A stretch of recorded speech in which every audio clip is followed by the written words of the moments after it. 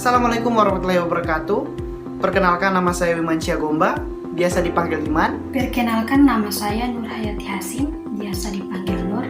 Perkenalkan, nama saya Astagina Awali Pakaya, biasa dipanggil Gina. Pada kesempatan kali ini, kami akan menjelaskan Tentang aliran psikologi kognitif. Pada materi kali ini ada 4 pokok pembahasan yang akan kami bahas. Yang pertama yaitu teori Jean Piaget, yang kedua yaitu teori Brunner, yang ketiga yaitu teori Guinness, dan yang terakhir yaitu teori Van Hill. Langsung saja kepada pembahasan pertama yaitu teori Jean Piaget. Teori ini digagas oleh Jean Piaget. Jean Piaget sendiri mengatakan bahwa seorang anak dapat membangun secara aktif dunia kognitif mereka sendiri. Dalam pandangan Piaget terdapat 2 pokok unsur yang menentukan perkembangan dari sebuah individu, yaitu pengorganisasian dan penyesuaian. Teori kognitif Jean Piaget ini menunjukkan bahwa perkembangan kecerdasan setiap anak itu berubah sesuai dengan pertumbuhan anak. Ada 4 tahap perkembangan yang digagas oleh Jean Piaget. Yang pertama yaitu tahap sensomotor, yang kedua yaitu tahap pra-operasional, yang ketiga yaitu tahap operasional konkret, dan yang terakhir yaitu tahap operasional formal. Pada tahap sensorimotorik, anak mengembangkan pemahaman mereka tentang dunia melalui kondisi pemahaman sensorik, mulai dari meraba, melihat, mendengar, dan lain-lain yang menggunakan panca indera untuk mendapatkan pengetahuan. Selanjutnya pada tahap kedua, ia akan masuk kepada tahap pra-operasional. Tahap ini dapat berkisar dari umur 2 sampai 7 tahun. Pada tahap ini, anak masih menggunakan pemikiran-pemikiran secara simbolik, belum dengan menggunakan kognitif yang dimilikinya. Artinya seorang anak belum dapat menggunakan logikanya. Dalam tanda kutip, belum bisa merubah, menggabungkan, ataupun memisahkan ide yang ada di pikirannya. Setelah tahap ini, anak akan masuk kepada tahap operasional konkret, yang dimana tahap ini akan berlangsung sekitar dari umur 7 tahun sampai dengan 11 tahun, dan ditandai adanya perkembangan pemikiran yang lebih terorganisir dan rasional.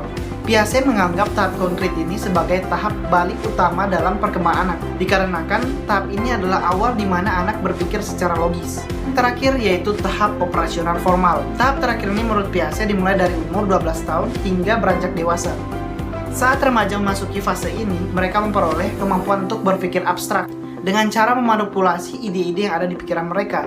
Pada tahap ini, remaja sudah bisa melakukan perhitungan matematis, berpikir kreatif, melakukan penalaran, serta membayangkan hasil-hasil dari tindakan tertentu.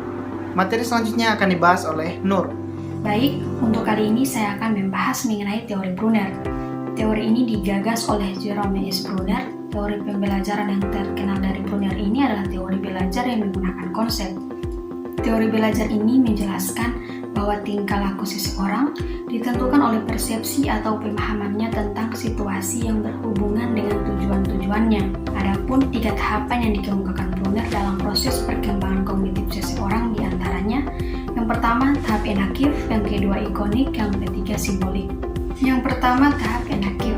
Tahap ini merupakan penyajian yang dilakukan melalui tindakan anak secara langsung, terlihat dalam memanipulasi objek. Dalam hal ini, peserta didik akan melakukan aktivitas dalam usaha memahami lingkungan. Peserta didik juga melakukan observasi dengan cara mengalami suatu realitas. Contohnya ketika seorang guru memegang beberapa pensil, kemudian guru mengajak muridnya untuk berhitung menggunakan benda nyata. Yang kedua, tahap ikonik. Tahap ini pengetahuan disajikan melalui sekumpulan gambar-gambar yang mewakili suatu konsep, tetapi tidak mendefinisikan sepenuhnya konsep itu. Dalam tahap ini, kegiatan penyajian dilakukan berdasarkan pada pikiran internal, di mana pengetahuan disajikan melalui serangkaian gambar-gambar atau grafik yang dilakukan anak, berhubungan dengan mental yang merupakan gambaran dari objek-objek yang dimanipulasinya. Misalnya peserta didik ataupun seseorang sedang memahami objek-objek dunia melalui gambaran-gambaran atau visualisasi gambar. Yang ketiga, tahap simbolik. Tahap ini dilakukan melalui kegiatan penyajian berdasarkan pada pikiran internal, di mana pengetahuan disajikan melalui serangkaian gambar-gambar atau grafik yang dilakukan anak, berhubungan dengan mental yang merupakan gambaran dari objek-objek yang dimanipulasinya. Peserta didik dapat memahami dunianya melalui simbol-simbol, bahasa, logika, matematika, dan lain-lain. Pada tahap ini, peserta didik mempunyai gagasan-gagasan yang banyak dipengaruhi bahasa dan logika serta komunikasi dilakukan dengan pertolongan sistem simbol.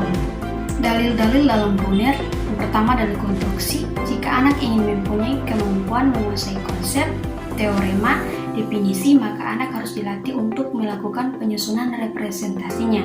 Yang kedua adalah notasi. Dalam penyajian konsep, notasi memegang peranan penting. Yang ketiga, dalil pengkontrasan dan keanekaragaman. Nah, diperlukan contoh yang banyak sehingga anak mengetahui karakteristik konsep tersebut. Yang keempat, dalil konektivitas. Dalam matematika, antara satu konsep dengan konsep lainnya terdapat hubungan yang erat. Sekian yang dapat saya sampaikan. Untuk teori selanjutnya akan dibahas oleh teman saya, Gina. Baik, kali ini saya akan menjelaskan tentang teori Dienes dan teori Van Hill. Saya akan mulai dari teori Dienes terlebih dahulu.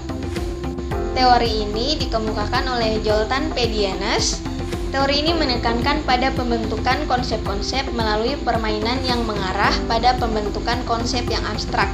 Dengan demikian, teori ini cocok diterapkan dalam pembelajaran matematika. Ada 3 tahap pembelajaran yang dikemukakan oleh Dienes. Yang pertama yaitu representasi, di mana tahap pengambilan kesamaan sifat dari beberapa situasi yang sejenis. Yang kedua yaitu simbolisasi, di mana kemampuan merumuskan representasi dari setiap konsep-konsep dengan menggunakan simbol matematika atau melalui perumusan verbal. Yang terakhir yaitu formalisasi, yaitu mengurutkan sifat-sifat konsep dan menemukan sifat-sifat baru dari konsep tersebut.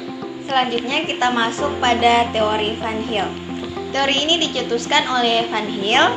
Menurut Van Hill, 3 unsur utama dalam pengajaran geometri yaitu waktu, materi pengajaran, dan metode pengajaran yang diterapkan. Jika tertata secara terpadu, akan dapat meningkatkan kemampuan berpikir anak kepada tingkatan berpikir yang lebih tinggi. Van Hill mengemukakan bahwa dalam proses pembelajaran geometri, seseorang harus melewati 5 tahap. Yang pertama yaitu pengenalan. Anak mulai belajar mengenai suatu bentuk geometri secara keseluruhan, namun belum mampu mengetahui adanya sifat-sifat dari bentuk geometri yang dilihatnya itu. Yang kedua, analisis, di mana anak sudah mulai mengenal sifat-sifat yang dimiliki benda geometri yang diamatinya, sudah mampu menyebutkan keteraturan yang terdapat pada benda geometri. Yang ketiga yaitu pengurutan, di mana anak sudah mampu melaksanakan penarikan kesimpulan yang dikenal dengan sebutan berpikir deduktif, namun belum berkembang secara penuh. Yang keempat yaitu deduksi, di mana anak sudah mampu menarik kesimpulan secara deduktif, menarik kesimpulan dari hal-hal yang bersifat umum menuju hal-hal yang bersifat khusus. Yang terakhir yaitu akurasi, di mana anak sudah mulai menyadari betapa pentingnya ketepatan dari prinsip-prinsip dasar yang melandasi suatu pembuktian. Baik, terima kasih yang sudah nonton. Saya Manca Gomba, mewakili juga Gina dan Nur, mengucapkan terima kasih. Assalamualaikum warahmatullahi wabarakatuh.